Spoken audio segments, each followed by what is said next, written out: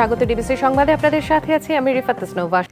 বাংলাদেশ ব্যাংকের সব ব্যক্তিগত লকার ফ্রিজ করা হয়েছে। একই সঙ্গে লকার সেবা বন্ধ রাখা হয়েছে। এতে নতুন করে কেউ লকারে কিছু রাখতেও পারছেন না, আর যারা রেখেছেন তারা তুলতেও পারছেন না। এ তথ্য জানিয়েছেন বাংলাদেশ ব্যাংকের সহকারী মুখপাত্র মোহাম্মদ শাহরিয়ার সিদ্দিকীর। সাবেক ডেপুটি গভর্নর এসকে সুরের লকার থেকে বিপুল অবৈধ স্বর্ণ এবং বৈদেশিক মুদ্রা উদ্ধারের পর দুদকের আবেদনের প্রেক্ষিতে এমন সিদ্ধান্ত নিয়েছে কেন্দ্রীয় ব্যাংক। বাংলাদেশ ব্যাংকে বর্তমান ও অবসরপ্রাপ্ত সংশ্লিষ্ট কর্মকর্তা কর্মচারীদের নামে বরাদ্দ দেওয়া হয় এই লকারগুলো। কেউ যাতে কোনোভাবেই লকার থেকে অর্থ সম্পদ সরিয়ে নিতে না পারেন সেজন্য সব লকার ফ্রিজ করার আবেদন জানিয়ে গত রবিবার কেন্দ্রীয় ব্যাংকের গভর্নরের কাছে চিঠি পাঠায় দুদক। স্বাস্থ্য খাতকে ঢেলে সাজাতে স্বল্প, মধ্য ও দীর্ঘ মেয়াদে সংস্কার প্রস্তাব দিয়েছে বিএনপি। রাজধানীর গুলশানে দলের চেয়ারপারসনের কার্যালয়ে সংবাদ সম্মেলনে এ প্রস্তাবনা তুলে ধরেন স্থায়ী কমিটির সদস্য ডক্টর খন্দকার মোশাররফ হোসেন। এ সময় স্বাস্থ্য খাতের অচল অবস্থার জন্য বিগত সরকারের নানা অনিয়মকে দায়ী করেন সাবেক এই স্বাস্থ্যমন্ত্রী। জানান, স্বাস্থ্য খাতে দীর্ঘ মধ্যমেয়াদী সংস্কার কাজ করার সক্ষমতা রাখে না অন্তর্বর্তী সরকার। নির্বাচিত সরকারের পক্ষেই জনপ্রত্যাশার সাথে সসঙ্গতিপূর্ণ সংস্কার বাস্তবায়ন সম্ভব বলেও জানান বিএনপির এই নেতা।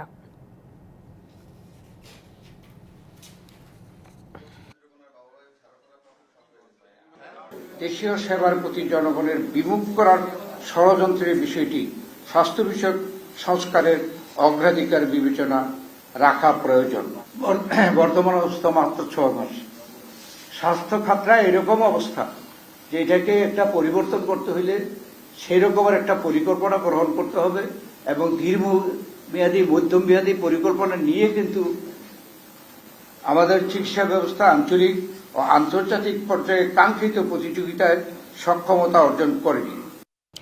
ক্যান্সারের মতো জটিল রোগের চিকিৎসা সেবা নিশ্চিতে সরকার অঙ্গীকারবদ্ধ বলে জানিয়েছেন স্বাস্থ্য অধিদপ্তরের কর্মকর্তারা। বিশ্ব ক্যান্সার দিবস উপলক্ষে রাজধানীতে একটি র্যালিতে এসব কথা বলেন তারা। মঙ্গলবার সকাল 9টায় মহাখালী ক্যান্সার হাসপাতালের সামনে থেকে বের করা এই র্যালিতে পরে স্বাস্থ্য অধিদপ্তর হয়ে একই স্থানে গিয়ে সেটি শেষ হয়। এতে অংশ নেন স্বাস্থ্য অধিদপ্তরের মহাপরিচালক ডাক্তার মোহাম্মদ আবু জাফর সহ কর্মকর্তা ও কর্মচারীরা। ক্যান্সার চিকিৎসায় নানা সমস্যা সহ স্বাস্থ্য ক্ষেত্রে সরকারের জনকল্যাণমূলক পদক্ষেপ তুলে ধরেন তারা। বলেন, ক্যান্সারের মতো জটিল রোগের চিকিৎসা সুবিধা নিশ্চিত করার কাজ চলছে। এরই মধ্যে নতুন চিকিৎসক, নার্স ও টেকনোলজিস্ট নিয়োগ দেওয়া হয়েছে। দেশের 8টি বিভাগীয় শহরে ক্যান্সার হাসপাতাল স্থাপন ও দেশের একমাত্র বিশেষায়িত ক্যান্সার চিকিৎসা কেন্দ্রকে আন্তর্জাতিক মানের প্রতিষ্ঠান করার উপরও জোর দেন তারা। ক্যান্সারের প্রকারান্তরে ওগুলো আলাদা, কিন্তু আমাদের উদ্দেশ্য হচ্ছে সবাই মিলে ঐক্যবদ্ধভাবে ক্যান্সারের সচেতনতা বৃদ্ধি করা। মানুষ এখন ক্যান্সার শুধু অনেক সচেতন হয়েছে বিভিন্ন জায়গার জন্য, কিন্তু আরও বেশি প্রচারণা করা উচিত আমার দৃষ্টিতে। গভর্নমেন্টের কাছে বিশেষভাবে রিকোয়েস্ট করব আমাদের যেন স্পেশালাইজড নার্স এখানে নিয়োগ করা হয় এবং তারা যেন প্রপারলি নার্সিং কেয়ারটা দিতে পারে। বৈষম্য বিরোধী আন্দোলনে আবু সাইদ সহ অন্য শহীদদের নিয়ে বিরূপ মন্তব্যের অভিযোগে দায়ের করা মানহানির মামলায় সাময়িক বরখাস্ত সহকারী কমিশনার তাপসী তাবাসসুম উর্মির বিরুদ্ধে অভিযোগ গঠনের আদেশ দিয়েছেন আদালত। এর মধ্য দিয়ে এ মামলায় তার আনুষ্ঠানিক বিচার কাজ শুরু হলো। এর আগে গত 26শে জানুয়ারি তাকে এই মামলায় জামিন দেয় আদালত। এদিকে লায়লা আক্তারকে হত্যা চেষ্টার অভিযোগের মামলায় টিকটকার প্রিন্স মামুনের বিরুদ্ধে চার্জ গঠন করা হয়েছে। এর মাধ্যমে তার আনুষ্ঠানিক বিচার শুরু হয়েছে। সাক্ষ্য গ্রহণ শুরু হবে 1 মার্চ থেকে। জুবাইরপন্থীদের ইজতেমার দ্বিতীয় পর্বের দ্বিতীয় দিন চলছে। এ ধাপে টঙ্গীর তুরাগ তীরে দেশের 22 জেলার মুসল্লিরা সমবেত হয়েছেন। আগামীকাল আখেরি মোনাজাতে শেষ হবে আয়োজন। আত্মশুদ্ধি আর পরকালীন মুক্তি লাভের আশায় নানা নসিবতপূর্ণ বক্তব্য শুনছেন ধর্মপ্রাণ মানুষ। আজও দিনব্যাপী চলবে নানা আনুষ্ঠানিকতা। আসরের নামাজের পর যৌতুকবিহীন বিয়ের ব্যবস্থা করা হয়েছে আয়োজকদের পক্ষ থেকে। মাগরিবের নামাজের পর আবারও শুরু হবে বয়ান। এভাবেই চলবে এশার নামাজ পর্যন্ত। এছাড়া খিত্তা ভিত্তিক যে সমস্ত ছোট দল রয়েছে তারা জিম্মাদার এর অধীনে নানা ধরনের শরীয়তি প্রশিক্ষণ নিচ্ছেন। এদিকে এখন পর্যন্ত নানা অসুস্থতাজনিত কারণে এবারের প্রথম পর্বের ইজতেমায় 7 জনের মৃত্যুর খবর পাওয়া গেছে। জমি নিয়ে বিরোধের জেরে ব্রাহ্মণবাড়িয়ার সরাইলে দুই পক্ষের সংঘর্ষে 2 জন নিহত হয়েছেন, আহত হয়েছেন অন্তত 10 জন। সকাল 6:30টার দিকে কালীকচ্ছ ইউনিয়নের বিশুতারা গ্রামের বড়বাড়ি বংশের দুই পক্ষের মধ্যে সংঘর্ষ হয়।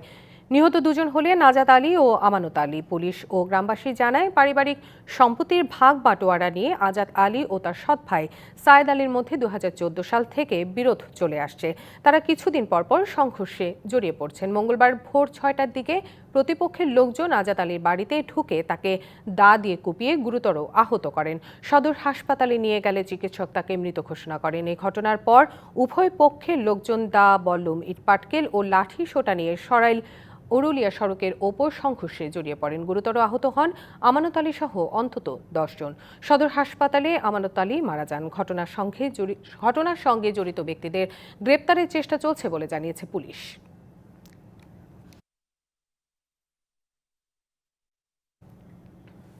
বান্দরবানের লামায় অপহৃত 7 শ্রমিককে উদ্ধার করেছে পুলিশ। সোমবার রাত 8টার দিকে সরই ইউনিয়নের লুলাইং এলাকা থেকে তাদের উদ্ধার করা হয়। কেয়াজুপাড়ার পুলিশ ফাঁড়ির উপপরিদর্শক আতিকুর রহমান জানান, যৌথ বাহিনীর অভিযানের মুখে অপহৃত 7 শ্রমিককে ছেড়ে দেয় সন্ত্রাসীরা। তাদের মালিকের জিম্মায় পরিবারের সদস্যদের কাছে বুঝিয়ে দেওয়া হয়েছে। শনিবার রাতে লামা উপজেলার লুলাইন এলাকা থেকে 7 শ্রমিককে অপহরণ করে সন্ত্রাসীরা। তাদের উদ্ধারে অভিযানে নামে যৌথ বাহিনী।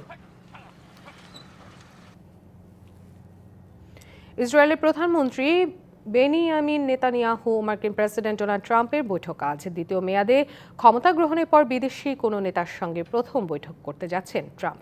গাজায় যুদ্ধবিরতি ইস্যু সহ বিভিন্ন ইস্যু প্রাধান্য পাচ্ছে এই বৈঠকে।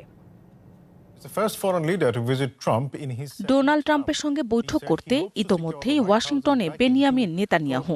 আর এ সফরকে ঐতিহাসিক হিসেবে উল্লেখ করে ওয়াশিংটন তেল আবিব সম্পর্ক আরও জোরদার হবে বলে আশা ট্রাম্প প্রশাসনের। যুক্তরাষ্ট্রে নিযুক্ত ইসরায়েলি রাষ্ট্রদূত ড্যানি ড্যানন সামাজিক যোগাযোগ মাধ্যমে একটি বিবৃতিতে বলেন, তেল আবিব ও ওয়াশিংটনের মধ্যকার সম্পর্ককে আরও জোরালো করতে একটি গুরুত্বপূর্ণ বৈঠক হতে যাচ্ছে। এর আগে মধ্যপ্রাচ্যে যুদ্ধ বন্ধে নিজের ইতিবাচক অবস্থানের কথা স্পষ্ট করেছেন ট্রাম্প।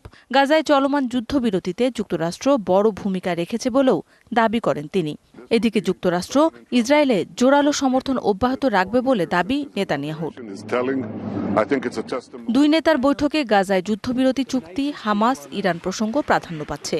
আন্তর্জাতিক সংবাদ মাধ্যমগুলো জানিয়েছে, বৈঠকে সৌদি আরবের সঙ্গে সম্পর্ক স্বাভাবিক করা সহ মধ্যপ্রাচ্য পরিস্থিতি নিয়েও আলোচনা হবে। দ্বিতীয় মেয়াদে যুক্তরাষ্ট্রের প্রেসিডেন্টের দায়িত্ব নেয়ার পর প্রথম কোনো বিদেশি নেতা হিসেবে ট্রাম্পের সঙ্গে সাক্ষাতের জন্য ওয়াশিংটনে নেতানিয়াহু। মৌসুমী শান্তা, ডিবিসি নিউজ ডেস্ক। বিপিএলে বরিশালে হয়ে ফাইনাল খেলতে সকালে ঢাকায় এসে পৌঁছেছেন নিউজিল্যান্ডের তারকা ক্রিকেটার জিমি নিশাম। হেসে খেলেই ফাইনালে উঠেছে ফরচুন বরিশাল। কোয়ালিফাইনালে পর্যন্ত আসতেই খুব একটা কঠিন পথ তাদের পাড়ি দিতে হয়নি। আসলে বরিশালের ক্রিকেটাররাই পথটাকে সহজ করেছেন। টুর্নামেন্টের শুরু থেকে অনেকটা একই দল নিয়ে খেলে যাচ্ছে দলটি। ফাইনালের আগে দলটির শক্তি আরও বেড়েছে। দলে এবার যোগ দিয়েছেন নিউজিল্যান্ডের অলরাউন্ডার জিমি নিশাম। পরীক্ষিত দেশি ক্রিকেটারদের সঙ্গে কাইল মায়ার্স, ডেভিল ম্যালনরা আছেন। সঙ্গে বরিশালের লঞ্চে উঠেছেন নিশামও। সংবাদ এই ছিল এখনকার মতো। ডিবিসি নিউজের সংবাদগুলো পড়তে ভিজিট করুন dbcnews.tv আর ভিজিট করুন ডিবিসি নিউজের ফেসবুক পেজ এবং ইউটিউব চ্যানেলেও সঙ্গে থাকুন।